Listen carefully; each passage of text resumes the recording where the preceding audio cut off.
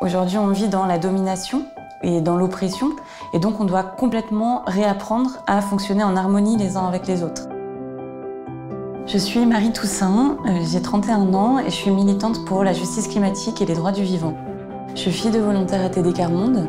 J'ai grandi dans une perspective où c'était pas possible de vivre une vie qui avait du sens sans qu'il y ait d'engagement dedans. Dans une perspective de lutte pour la défense des droits humains, de la dignité de chacune et de chacun, j'ai réalisé que la bataille pour le vivant et la bataille contre la pauvreté, c'était le seul et même combat. Je crois que chacun a sa place, on peut faire des choses pour la société. Moi, mon chemin, il est multiple. Il est à la fois associatif, mais aussi intellectuel et politique.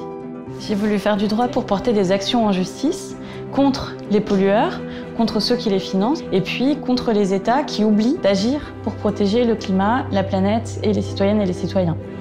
Si partout autour de la planète des tribunaux décident qu'il y a une obligation pour les États de protéger le climat, alors on pourra petit à petit créer une norme universelle contraignante. C'est une règle qui doit être supérieure à celle des règles sur l'austérité, sur le déficit, simplement parce que l'austérité et le déficit, c'est pas un objectif de vie, mais par contre la préservation de la planète et la capacité pour chacune et chacun de vivre sur cette planète, et ça peut être un objectif, un beau projet de société, notamment pour l'Union européenne. Avec une dizaine de juristes, on se bagarrait pour punir les écocides. Et du coup, on a créé notre affaire à tous. Le succès de l'affaire du siècle, c'est un signe de révolte contre l'inaction et l'irresponsabilité complète des dirigeants politiques et économiques.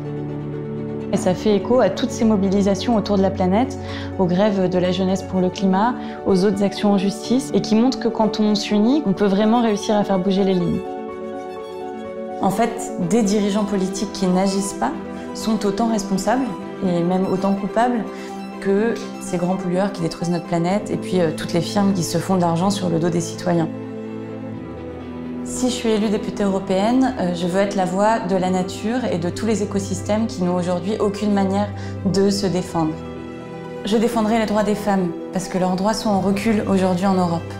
Je défendrai les jeunes, et notamment leur droit à un avenir, et je défendrai les classes populaires qui sont aujourd'hui les grands oubliés. On a vraiment besoin de changer complètement notre société pour que chacun y trouve sa place.